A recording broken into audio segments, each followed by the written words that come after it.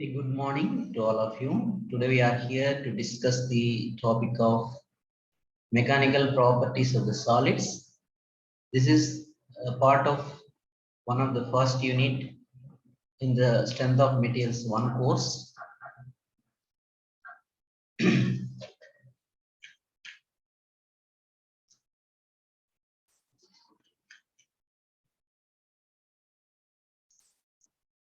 The intended learning outcomes that we expect the Davis students must know by the end of the class is these points. Contrast between the applied mechanics and solid mechanics, contrast between the chemical, physical properties of the materials, and interpret the mechanical properties of the materials with relevant examples, and identify materials with ductile, brittle, and malleable properties. So expect all the students by the end of the class should be able to have this much learning. So let's look at some basics of the mechanics. The Strength of Material course is given different names, like mechanics of materials or uh, solid mechanics, Strength of Materials, and so on. Here, basically, the mechanics we already have exposure in the 10+2 about the mechanics. So we'll see little bit basics on the mechanics and then move forward on the actual topic of mechanical properties of the solids. Let's look at what is mechanics. So we all know the branch of mathematics that deals with the forces and their effect on the bodies. Okay, and then that mechanics is basically classified into solids. When you apply that to the solids, we will call solid mechanics, and apply to fluids, it's called fluid mechanics. Our discussion lies in this solid mechanics only. So among these two, we are going to focus on this solid mechanics. And within this solid mechanics, we have two branches, or you can say sub-classification: mechanics of rigid bodies and mechanics of deformable bodies. So rigid bodies and deformables, we are categorizing into two parts: rigid bodies mechanics and deformable bodies mechanics. Basically, here rigid body we refer to as that which has no undeformable. It is infinitely strong. When you apply a force, it doesn't deform. We study in a 10+2 as when the distance between the rigid body definition as when the distance between the particles is not changed upon the application of the force, we refer that as a rigid body. So here the mechanics of the rigid bodies is that study of the static and dynamic behavior of the engineering components, okay, and systems under the action of the external forces. Okay, if you study on the apply the mechanics to the rigid bodies, that is called the mechanics of the rigid bodies, or mechanics of the non-deformable, or that is also called applied mechanics or engineering mechanics. So when we are applying the mechanics to the rigid bodies, we can call any of these names. And when you are applying for a deformable bodies, which means we apply a force and the body is subject to some kind of significant deformation. Here the deformation is almost ignored compared to the application of the force. The body doesn't deform much, but here the significant deformation happens. Such a mechanics we refer as mechanics of the deformable or non-rigid bodies, or mechanics of solids or materials, or you can say strength of material. As I told earlier, can call it any of these names: strength of materials and mechanics of materials and mechanics of solids or solid mechanics and so on.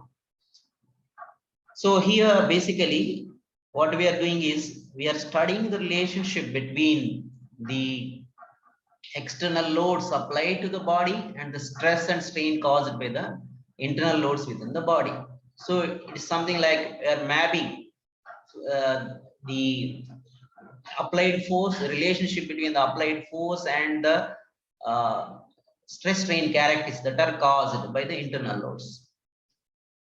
Okay, Then now our topic is mechanical properties of solids. The topic of our discussion is mechanical properties of the solids.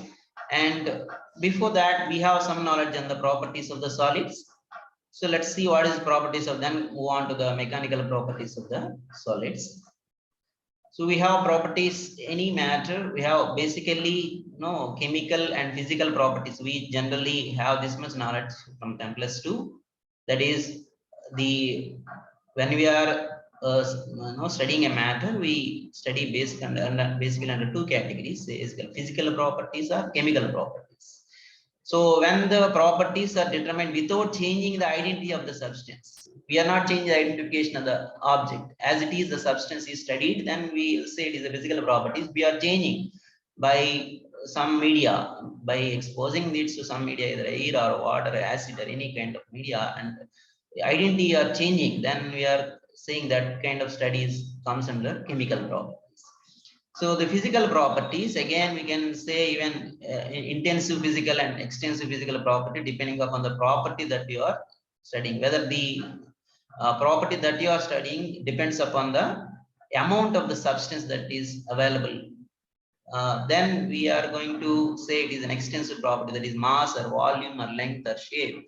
These kind of properties come extensive, and without changing, there is nothing to do with the amount of the substance. And if you study the physical characteristics like color, the melting, no density or melting and boiling, all these comes under the intensive physical properties. Then when you are studying uh, the substance, the effect of various media like air or acid or water and or chemicals and our substance, then we are saying it as a chemical properties.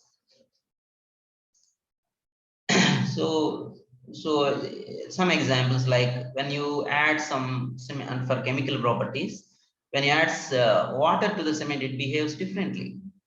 When air is in contact with the iron rods, it behaves differently. It's subject to corrosion. And when you take such a substance and dissolve with in acid solution, they will have a different behavior. Under a list of physical properties and chemical properties is given here. So if you are studying color, size, texture, melting point, boiling point, solubility, density, magnetism, odor, viscosity, crystalline structure, all these, like either you can say size or texture or kind of specific gravity, whatever you are studying, or transparency or viscosity, all these properties comes under this. And when you are studying the substances by subjecting some kind of heat or acid reaction with water and etc., that kind of properties comes under chemical. Just to an idea we are discussing. And physical properties also further extend, we can classify them into electrical or optical or thermal properties. Electrical property in the sense whether it is a insulator or a conductor, whether it can passes the electricity or it have a resistance to that. And properties like light properties, like it is the light passes through it straight away, like it's transparent, or having some kind of deviation in the passage of the light. And light passes, but there is no clear image visible, or called translucent and opaque, or no light passes at all. And thermal properties like whether it is response to the heat can be studied. Then we are having here the same thing what we discussed here, whether it is a kind of transparent looking, or kind of some kind of light deviation in the light, or it is kind of opaque bodies, there is no light pass, then not clear image is shown, and so on. Now what is the relation between our mechanical properties of the solids with these physical and chemical properties? The relation is that the mechanical properties is subgroup of the physical properties, not something different. It is a part of the physical properties. Then mechanical, what do mechanical means? Something like taking place automatically.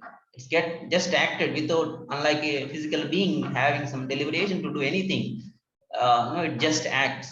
If you apply some force, it shows some reaction. That kind of behavior is what is called mechanical. So the response to the force or stress, force is something like push or pull that we can apply on the body. Stress is an internal resistance developed in the body against the external force. Or you can simply say you can force per unit area developed in the body. Now, why you have to study the mechanical properties of the solids? As a design engineer, whether civil or mechanical, as a design engineer interested in the behavior of the materials under load, which is mechanical in nature, for the design of the machines and structures. We are interested to how it behaves. When you apply force, what kind of deformation it is subject, what kind of rotation the members undergo, and so on. Then generally what happens when you apply some force on the body, either it can deform or it can yield or it can break. That's what can happen. Depending upon the magnitude of the load you apply, any of these three can happen. Right? So now here, basically, we are interested in knowing how it behaves under the application of the force. That's what we refer here, mechanical property. In other words, I can totally summarize this. How we can define the mechanical property is a study of the response. The response may be in terms of deformation or yielding, or it may be breaking of a material due to the applied load is called study of mechanical properties. Then what are these mechanical properties? So we are listed out. We'll go one by one. Elasticity, basically the ability of the material to resume its normal shape after being stretched or compressed. Okay, to when it is regaining its position. So you apply some force on a spring and leave it. When you relieve the force, it will come back to the original position. It resumes the original position, or its shape. In terms of shape, it can come back, whether it is compression or it is extension. So we can see many of the examples in the nature, right? So all materials will have certain amount of elasticity for sure. Before they even undergo the permanent deformation, certain kind of elasticity exists. So all these materials having that property called elasticity, right? So in this context, we are also supposed to know what is a homogeneous material and isotropic material. A material is said to be homogeneous if it exhibits the same elastic property at all the points. So if you take any object, at every point, on the cross section, it will possess the same properties, same elastic property, right? In other words, you apply force and relieve it, it comes back to the original shape. Then a material is said to be isotropic, means the same elastic property it exhibits in all directions. We will say it is an isotropic body. That's the difference. Then the opposite of that, the ability of the material to undergo permanent deformation. That means once the force is applied, and even if you relieve it, it cannot take a original position. Non-reversible change in the shape. That means whatever shape that has taken at the point of application of the load, it will not revert back to the original position without undergoing any rupture. But there should not be any rupture. So such plastic bodies are a perfect example here. Plasticity is important when a substance has to be molded into components. So here PVC, chlorinated POC, and ABS, acrylonitrile, butadiene styrene, polyethylene, and plastic pipes. These are all the examples of this plasticity. Ductility is again another mechanical property where the material can be drawn into the form of a wire, such as this. You can see if the material has that ability to drawn into wire by applying a kind of force, then this is called ductility. So the gold or the copper, aluminum, these are all having drawn through by pulling force, by applying a tensile force, by through a wire hole, we can just stretch out this to form a kind of wire shape.